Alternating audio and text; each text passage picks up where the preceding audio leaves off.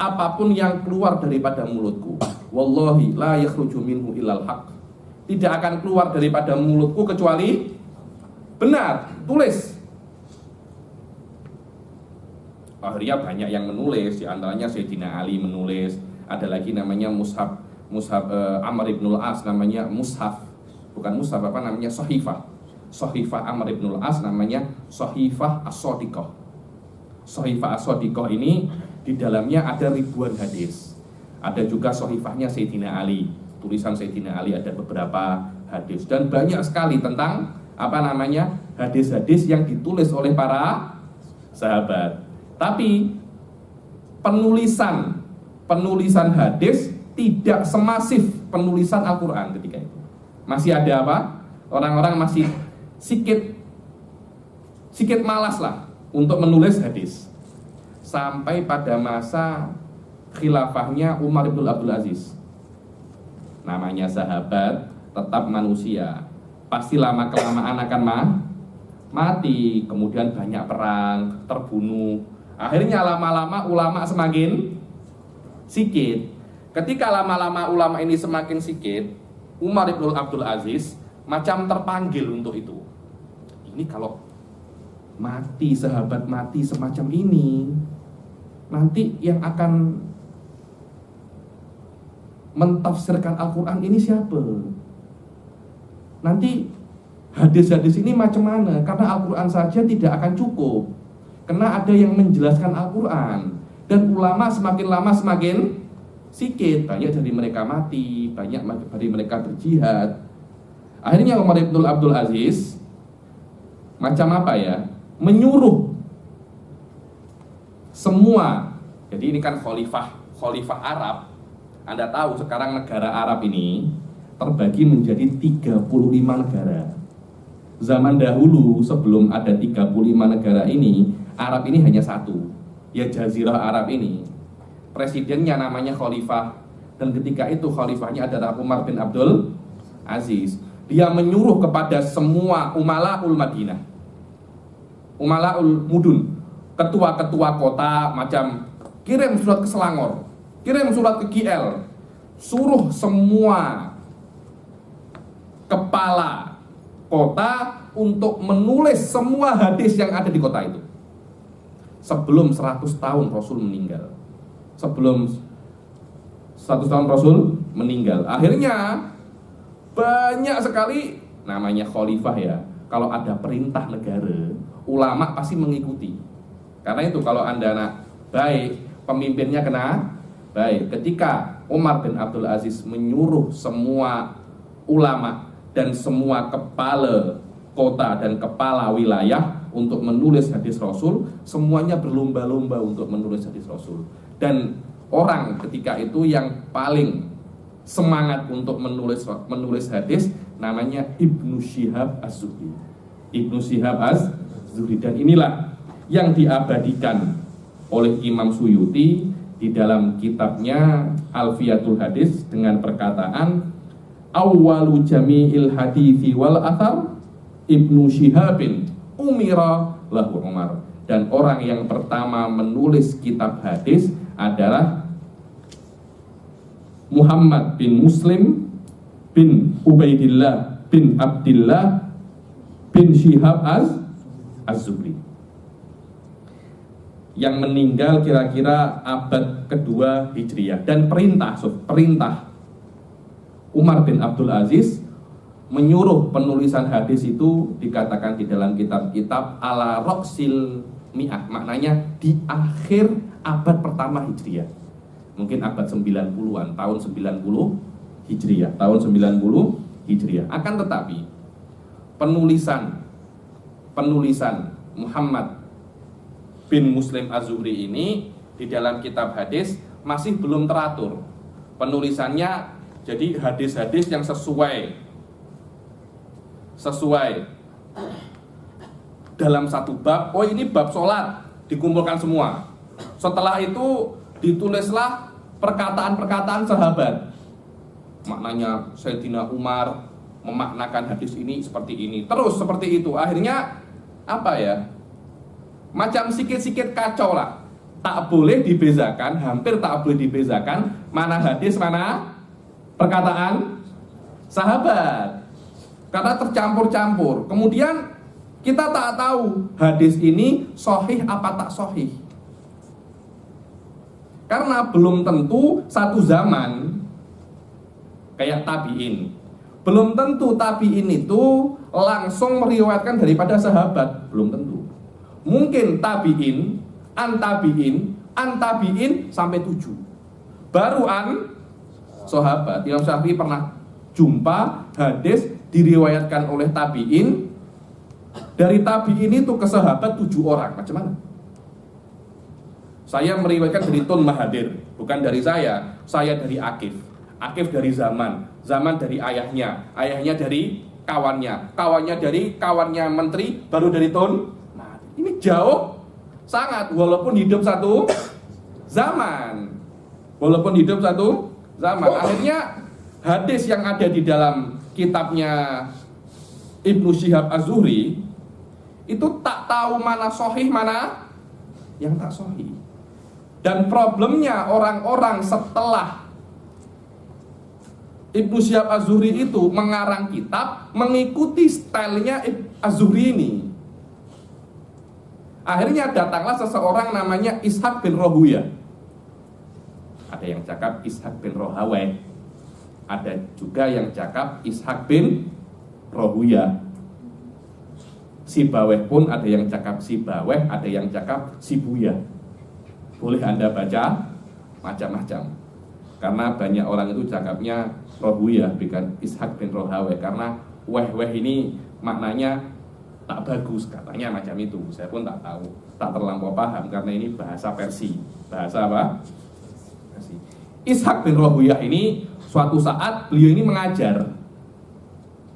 Ketika beliau ini mengajar, beliau alim min ulama hadis. Beliau paham apa problem di dalam kitab-kitab hadis. Waduh, ini kitab hadis kok macam ini terus. Akhirnya tidak akan boleh paham kitab hadis kecuali orang-orang yang memang benar-benar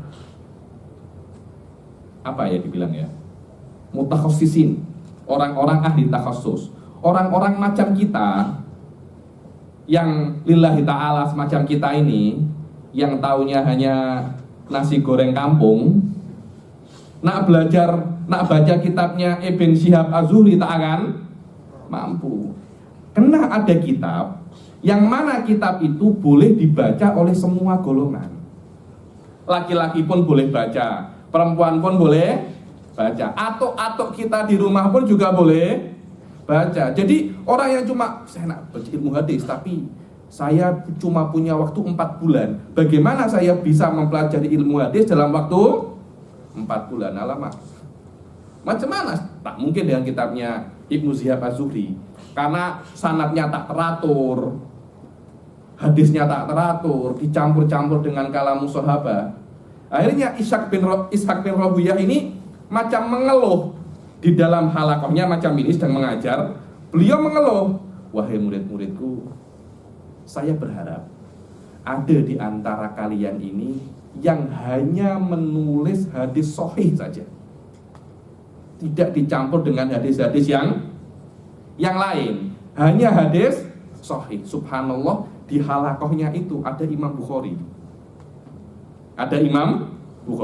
Ketika Ishaq bin Rahuyah berkata seperti itu, kata-kata itu macam merasuk ke hatinya Imam Bukhari. Sejak saat itu Imam Bukhari mencurahkan segala usahanya untuk meriwayatkan hadis sahih, yang mana beliau benar-benar memilih perawi-perawinya itu yang tidak pernah berbohong. Tidak pernah berbohong. Sampai berbohong dengan hewan pun Imam Bukhari tak mau. Suatu saat Imam Bukhari ini diriwayatkan pernah datang dari Bukhara, dari Rusia ke Syam atau kemana gitu, jalannya jauh, perjalanan 2-3 bulan, untuk merawikan satu hadis saja. Sudah 2-3 bulan berjalan, bertemu dengan orangnya itu. Orangnya itu sedang menggembala kambing. Kambingnya itu sikit jauh, macam nak lari. Agar kambing itu tak lari, orang itu membuka kofiahnya, kemudian dia macam menyuruh kambingnya untuk maju. Ayo sini. Jangan lari. Imam Bukhari tengok dari jauh macam ini. Akhirnya kambingnya itu apa? Datang, diambil kambingnya dan diikat. Kofiahnya dipakai balik. Imam Bukhari tanya, apakah engkau Fulan bin Fulan? Iya, aku Fulan bin Fulan. Oke. Ketika engkau cakap dengan kambing itu, engkau kan macam nak beri kambing itu makan dengan apa yang di dalam kofiahmu itu. Di dalam kofiahmu ada sesuatu tak? Tak ada. Saya cuma buat macam ini biar kambing itu tak lari. Kalau kambing itu lari, saya penat nak kejar. Jadi engkau berbohongkah dengan kambing itu? Kambing itu kira ada makanan di sini, karena itu dia datang. Engkau sengaja berbohong kepada kambing. Aku tak yakin engkau tak berbohong terhadap hadis Rasul Shallallahu Alaihi Wasallam. Bagaimana? Level apa? Level sahihnya hadis Bukhari. Karena itu Sahih Bukhari itu adalah kitab sahih yang paling sahih, nomor satu. Walaupun orang nak apa tak boleh. Sahih Bukhari ini tak ada yang boleh challenge, karena memang benar-benar quality rijalnya tak main-main. Dan orang yang pertama mengumpulkan hadis sahih saja adalah Imam Bukhari. Setelah Imam Bukhari itu mengumpulkan hadis sahih, baru Imam Muslim, baru yang lain-lainnya mengumpulkan hadis sahih. Nanti akan saya ajari, selain hadis sahih ada yang namanya mustadrak ala sahih, seperti karangan Imam Hakim. Dan Imam Bukhari adalah orang yang pertama mengarang hadis sahih, diabadikan oleh Imam Suyuti di dalam Alfiyahnya dengan perkataan wa awwalul jami'i biktisari ala sahihi faqatil Bukhari. Yang pertama kali mengarang kitab hadis sahih hanya Imam siapa? Bukhari. Kalau orang yang pertama kali mengumpulkan hadis kemudian diletakkan di dalam satu kitab, tak kisah sahih atau taknya, namanya Ibnu Syihab Az-Zuhri. Aywa. Sayyidina Umar bin Abdul Aziz ay annahu awwalu man dawwanahu wa jama'ahu bi amril khalifah ar-rasyid Sayyidina Umar ibn Abdul Aziz fa innahu kataba ila ahli al-afaq. Karena Sayyidina Umar bin Abdul Aziz ketika itu sebagai khalifah menulis perintah resmi daripada kerajaan ketika itu, ditulis dan disebarkan kepada semua kepala kota, semua menterinya, semua pati-pati yang ada di bawahnya Umar bin Abdul Aziz. Dibilang aninduru maka min hadisi Rasulillah sallallahu alaihi wasallam au sunnatihi faktuhu. Wahai bawahanku, wahai menteri-menteriku, wahai para ulama, tolong tengok, kalau engkau mendapati apapun daripada hadis Rasulullah atau sunnah Rasulullah, tolong tulis. Kenapa? Fa inni khiftu durusal ilmi wa dhahabal ulama. Aku itu takut hilangnya ilmu dan hilangnya para ulama. Ilmu itu tidak akan hilang kecuali dengan hilangnya para ulama. Karena itu banyak dari ulama yang katakan jangan jadi ulama cepat mati. Apalagi jadi ahli faraid cepat mati, karena ilmu yang paling awal akan diambil oleh Allah adalah ilmu faraid. Paling awal diambil. Jadi ilmu hadis masih ada, tafsir masih ada. Yang pertama akan dicabut oleh Allah adalah ilmu faraid. Lah, mencabut ilmu bagaimana? Dengan mencabut para ulamanya. Katanya jangan ahli faraid, entar cepat mati. Kalau nak umur panjang belajar ilmu yang lain, jangan jadi ahli faraid. Ilmu apa? Umur itu terpulang kepada Allah Subhanahu wa ta'ala. Sampai sini ada yang tanya. Saya minta izin untuk sampai sini saja pertemuan awal kita kali ini. Saya khususkan pertemuan ini hanya sebagai prolog saja. Insya Allah pertemuan akan datang akan kita akan berjalan lebih laju lagi daripada ini.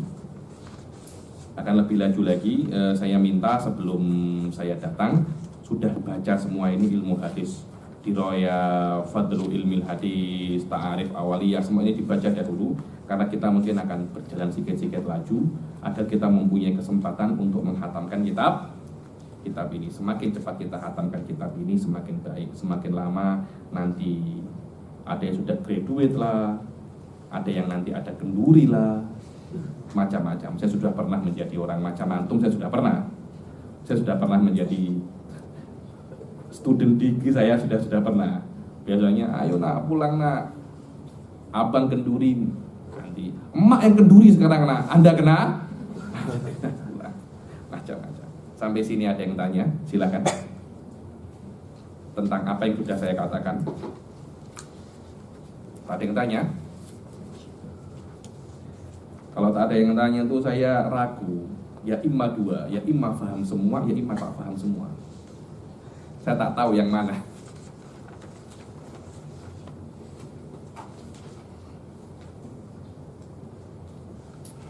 Tak ada?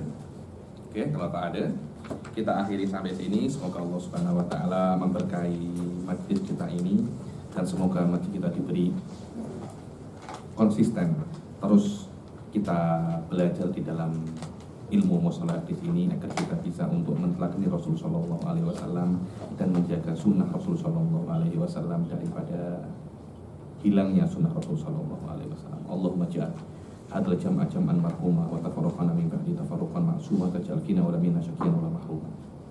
Allahumma la tada' lana dhanban ila ghafartahu la syakiyan ila as'atahu la dhaliman ila hadaitahu la madluman ila nasartahu wa la hajatan min hawaijid dunya illa laka fi haridulna fi salahi rabbil alamin. Rabbana arinal haqqa haqqa warzuqna tiba'ah wa arinal batila batila warzuqna tinabah. Rabbana atina fid dunya hasanah wa fil akhirati hasanah wa qina adzabannar. Wa sallallahu ala sayyidina Muhammadin wa ala alihi washabbihi wasallam wa ala hadhihi niyyah wa ala kulli niyyatin shalihah wa ala ma wa asrafuna salihun wa ila atatina Nabi Muhammad sallallahu alaihi wasallam. Al-Fatihah.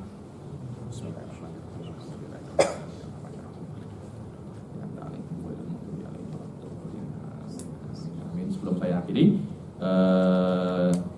referensi referensi ya, ini tahu referensi kan? Referensi dalam kitab hadis ini kalau ada orang yang nak lebih belajar, lebih membaca lebih luas masalah ilmu hadis ini, silahkan baca kitab kepunyaan Syekh Muhammad juga, karangan Syekh Muhammad juga, namanya Manhalul Latif. Begitu pula ada karangan Syekh Muhammad Masyad, syarah daripada Rohabiyah, biasanya warnanya kuning. Ada juga syarah yang lebih tebal daripada Rohabiyah. Yang penting syuruh Rohabiyah ini bisa Anda baca sesuai untuk mubtadiin. Begitu pula kitabnya Syekh Muhammad Al-Maliki, Al-Manhalul Latif, dan semuanya ada di internet. Anda boleh download PDF. Kalau malas download, nanti saya kirim PDF-nya ke Ustadz Akif biar di-share ke kawan-kawan semua. Wallahu a'lam. Assalamualaikum warahmatullahi wabarakatuh.